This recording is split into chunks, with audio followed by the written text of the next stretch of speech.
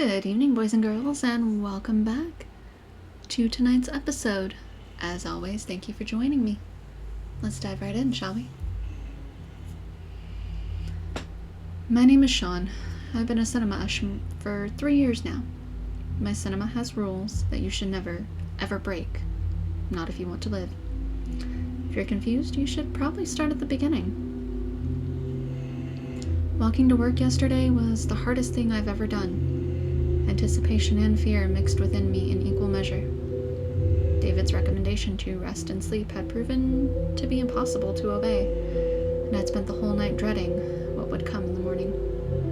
When I came to work, I found the cinema empty. A sign at the entrance denounced closed temporarily due to equipment malfunction. David was already there.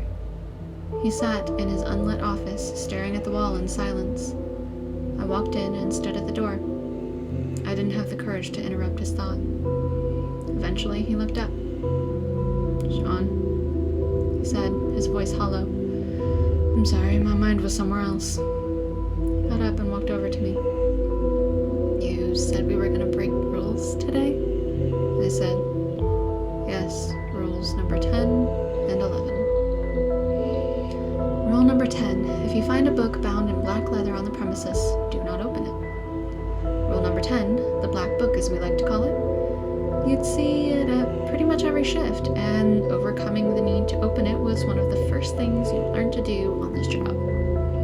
No one knew what was inside its yellowed, ancient pages. It moved and shifted mysteriously. You'd see it in the corner of the garbage room, propped up invitingly in the corner.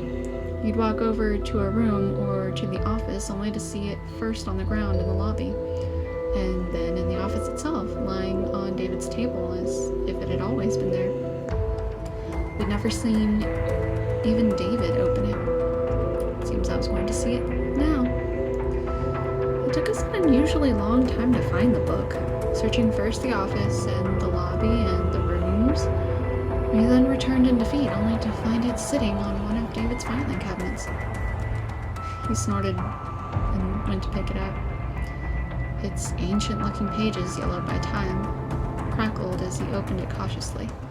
From where I was standing, I couldn't see the words within and moved to look at them over his shoulder. David slammed the covers closed. "Not yet, Sean.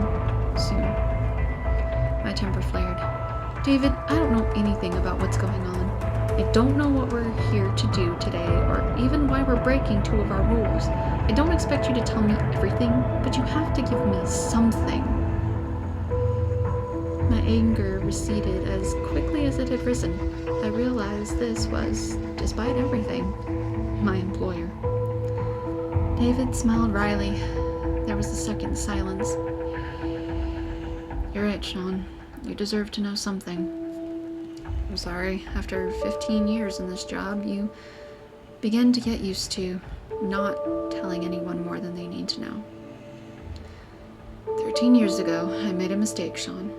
Room 3 tricked me by using my affection for someone close to me. I opened the room and almost brought disaster on us all. It's ironic.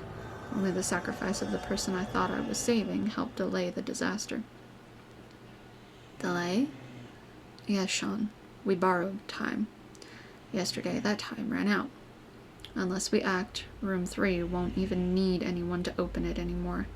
It will escape by itself, and I can't allow that." "And the book? What is it?" "I guess you could call it a manual of sorts. The rules of this cinema are all in here." He looked down onto the pages again. I could tell this impromptu informational talk was over. I could be happy for even the little I had gotten.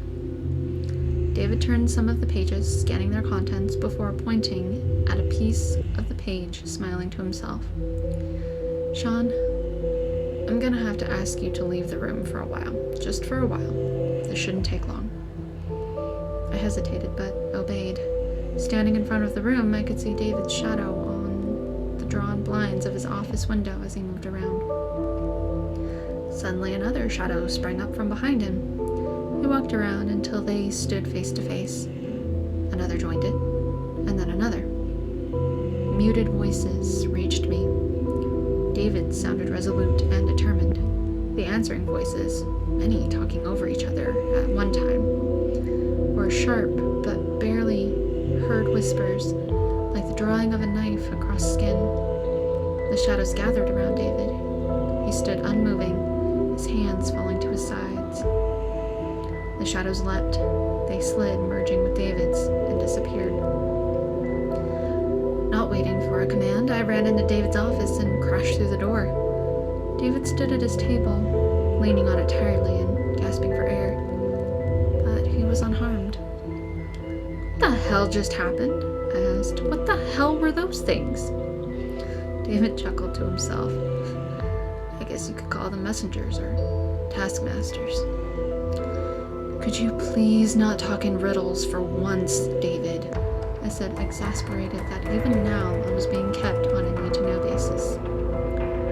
"I called out to something that shouldn't be called, Sean, but this is a trying day, and desperate times call for desperate measures. Let's go. It should be arriving soon enough, and I'd hate to keep it waiting." He walked past me, still carrying the black book. After a second, I followed him in mute frustration. Opening the door to the office, I saw what he had been talking about. Rule number 11. The Lady in Black. Rule 11. If a woman in a black dress offers you a drink, do not accept. A woman stood before us. She was tall, taller than either of us, and her pale face contrasted with her deep, dark hair. She wore a flowing, midnight black dress. In her hands was a carved wooden goblet. I had encountered the Lady in Black before. She, or it, walked around the cinema often, stopping ushers every now and then to offer them a drink from her goblet. The liquid within was translucent and looked, for all intents and purposes, like clear water. Somehow I always doubted it was anything but harmless. Thankfully, she never forces a drink on us, making her one of the least dangerous things you can encounter here. When you refuse, she would nod silently, understandingly, and move on.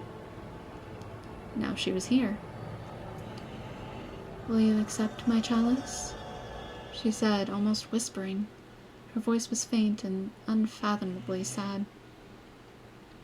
I made to refuse. It was almost muscle memory at that point, honed by dozens of encounters with her. But my words stuck in my throat when I realized she wasn't looking at me. She was talking to David. He was quiet for a second. "I will," he answered finally. "David, what are you—" I began in confusion and panic, and cut me off. "This has to be done, Sean. There's no other way we can stop what's coming." He turned back to the Lady in Black. "It's been so long." She smiled faintly and passed him the cup. "Drink."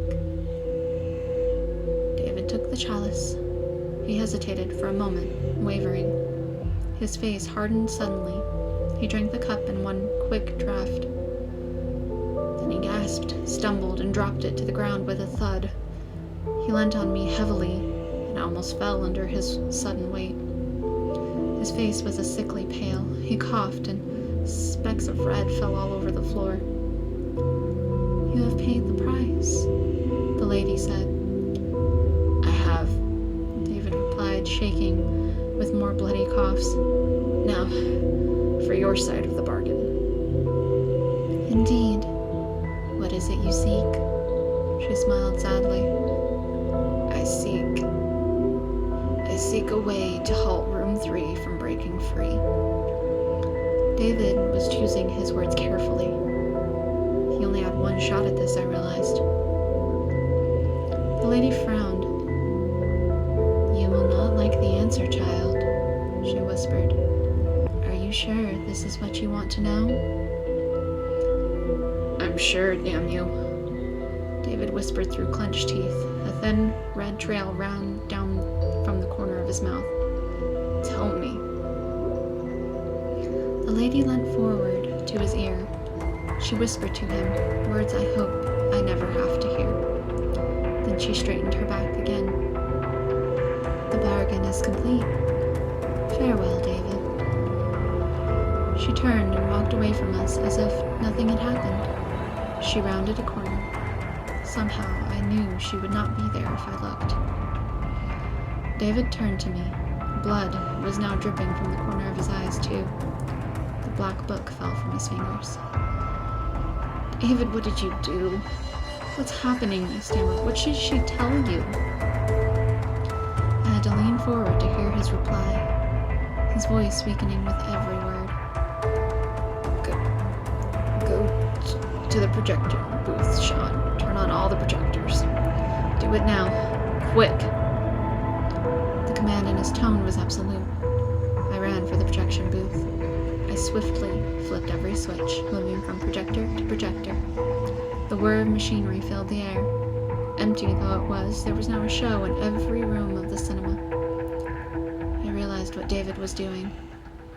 Too late, I realized. I sprinted back for the lobby, taking the stairs from the booth 3 at a time. I had to be in time. I had to. He was not in front of the office anymore. The black book lay open from where it had fallen to the ground, the only indicator that he had ever stood there. I ran over to it and looked around the lobby. Of course. David stood before room 3, his hand on the handle. He looked at me, blood in his eyes. David, don't! I screamed. 13 years, Sean. Use them well. He called out to me. He smiled. Then he opened the door. The darkness on the other side was absolute, all light stopping the second it hit the doorframe. David didn't hesitate. He stepped forward and closed the door behind him. I stood frozen. He was gone. There was a rumble. The earth shook. The door to room 3 rattled in its frame as whatever it was inside the strained walls was eager to escape. But it struggled in vain. Whatever David had done, whatever his sacrifice had achieved, it had robbed room 3, bound it again, bought more time. The rumbling subsided. The door stopped shaking. There was silence. A rustle of pages below drew my gaze. I looked down at the book at my feet. It was open on the last page. There was only one sentence on it, written in black ink. Rule number 12. There must always be a manager. As always, boys and girls, thank you for joining me for our story time tonight. Thank you for your continued support, and sweet nightmares.